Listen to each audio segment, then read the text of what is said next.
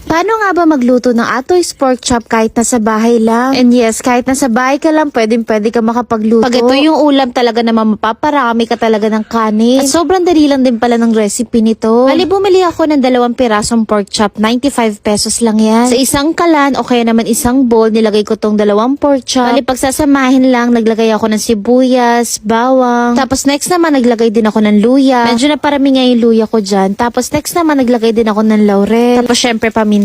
Tapos sa pampalasa naman, naglagay ako ng onting asin. Tapos next naman, toyo. Basta tansya-tansyado lang yung ginawa ko. At ang pampabalance ng lasa, naglagay ako ng sugar. And last is naglagay naman ako ng tubig para pakuluan muna tong mga pork chop.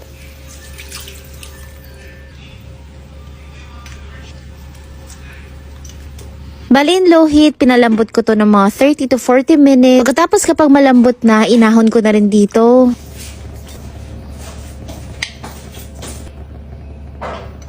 Para gayang-gaya yung mga pork chop sa Atoy's, ginupit ko yung gilid. Grabe, pag naaalala ko talagang Atoy's, sobrang sarap. Tapos sasabayin mo pa ng masarap nilang sinangag. Sa same pan, nilinisan ko lang, tapos naglagay ako ng mantika, tapos pinirito na rin tong itlog.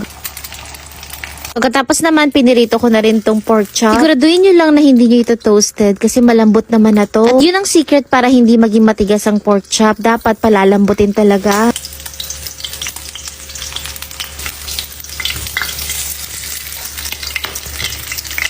Grabe, habang nagvo-voiceover ako, talaga natatakam ulit ako. And yes, that's it. Sobrang dali lang gawin. Pwedeng pang almusal, pananghalian, panghapunan. O diba, hindi mo na kailangan